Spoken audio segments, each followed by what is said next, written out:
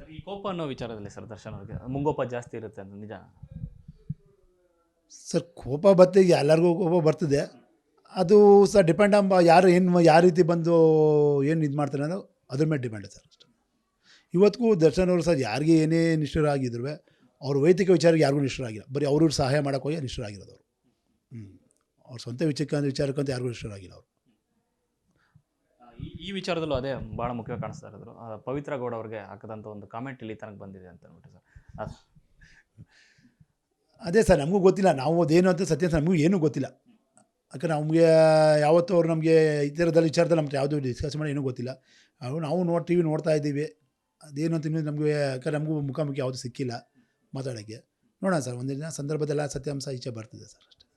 ಕಷ್ಟ ಸುಖ ಅಂತಂದರೆ ಅಂದರೆ ನೀವು ರಾಜ ಮಾರ್ತಾಂಡ ಸಿನಿಮಾ ಮಾಡಿದಾಗ ಎಷ್ಟೋ ಸ್ಟ್ರಗಲ್ ಆಗಿತ್ತು. ಯಾಕಂದರೆ ಮಧ್ಯದಲ್ಲಿ ಚಿರೋರು ಹೋದ ನಂತರದಲ್ಲಿ ಆ ಸಿನಿಮಾಗೆ ಡೂವರ್ ಡೇ ಏನಾದ್ರು ಸಹಾಯ ಮಾಡಲೇಬೇಕು, ಇದಕ್ಕೆ ಈ ಸಿನಿಮಾ ರಿಲೀಸ್ ಮಾಡಬೇಕು ಅಂತ ಕಷ್ಟಪಟ್ಟಿದ್ರು ಸರ್. ಇಲ್ಲ ಹೇಳಿದರು ಅವರು, ಚಿರು ಹೋದರೆ ನಾನೇ ಡಬ್ಬಿಂಗ್ ಮಾಡ್ಕೊಡ್ತೀನಿ, ಸಿನಿಮಾ ರಿಲೀಸ್ ಮಾಡೋ ರೆಡಿ ಮಾಡ್ಕೊ ಅಂತ ಹೇಳಿದರು.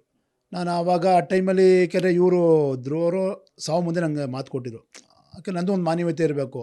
ಈಗ ಅದಕ್ಕೋಸ್ಕರ ನಾನೇ ಧ್ರುವರ್ಗೆ ವೆಯ್ಟ್ ಮಾಡಿಸಿ ಅವ್ರಿಗೆ ಡಬ್ಬಿಂಗ್ ಮಾಡಿಸಿ ಸಿನಿಮಾ ರಿಲೀಸ್ ಮಾಡಿದೆ. ಇವರು ಮಾಡಬೇಕು ಅಂದ್ಕೊಂಡಿದ್ರು. ಅಷ್ಟರಲ್ಲಿ ನಾನೇ ಬೇಡ, ಯಾಕಂದರೆ ಅವ್ರು ಬೇರೆ ರೀತಿ ಯಾವುದೋ ಒಂದು ಹೆಲ್ಪ್ ಮಾಡೋಕ್ಕೆ ರೆಡಿ ಇದ್ದರು. ಅದಕ್ಕೆ ಇದು ಬೇಡ ಅದಕ್ಕೆ ಬೇಡ ಆಗ್ಬಿಟ್ಟು ನಾನು ಒಂದು ದೊಡ್ಡ ಮಟ್ಟದಲ್ಲಿ ಹೆಲ್ಪ್ ತಗೊಳಕ್ಕೆ ಇದು. ಈಗ ನೀವು ಮಾತಾಡ್ತಾ ಹೇಳ್ತಾರೆ ಅಂದರೆ ಇತ್ತೀಚೆಗೆ ಇಂಡಸ್ಟ್ರಿ ಬಗ್ಗೆ ಸಿಕ್ಕಾಪಟ್ಟೆ ತಲೆ ಕೆಡಿಸ್ಕೊತಾರೆ. ಅಂದರೆ ಸಿನಿಮಾಗಳ ವಿಚಾರ ಆಗಲಿ, ಅಂದರೆ ನಮ್ಮ ಇಂಡಸ್ಟ್ರಿ ಉಳಿಸೋ ವಿಚಾರ ಆಗಲಿ, ಅಥವಾ ಥಿಯೇಟ್ರ್ಗಳು ಉಳಿಸೋ ವಿಚಾರ ಆಗಲಿ, ಏನೆಲ್ಲ ಪ್ಲ್ಯಾನ್ಸ್ ಹಾಕ್ಕೊಂಡಿದ್ರು ಅಂತ ಸರ್? ವರ್ಷಕ್ಕೆ 2 ಮೂವಿ ಮಾಡಲೇಬೇಕು ಅಂದ್ಕೊಂಡಿದ್ರು ಅವರು. ವರ್ಷಕ್ಕೆ 2 ಮೂವಿ ಮಾಡಲೇಬೇಕು.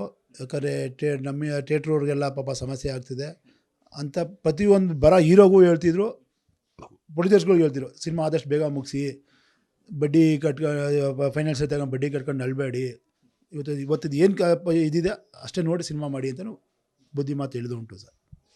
ಇತ್ತೀಚೆಗೆ ಅಂದರೆ ಒಂದು ಬ್ಯಾಡ್ ಟೈಮ್ ಏನೋ ಅಂದರೆ ದೇವಸ್ಥಾನಕ್ಕೆ ಸುತ್ತಮುತ್ತ ಹೋಗಿ ಬಂದಿದ್ರಂತೆ. ಈಗ ಬ್ಯಾಡ್ ಟೈಮ್ ನಡೀತಾ ಇದೆ, ಏನೋ ಮುಂದೊಂದು ಈ ತಿಂಗಳಲ್ಲಿ ಏನೋ ಸಮಸ್ಯೆ ಆಗುತ್ತೆ ಅನ್ನೋ ಸೂಚನೆ ಮೊದಲೇ ಸಿಕ್ಕಿದಂತೆ, ನಿಜನ?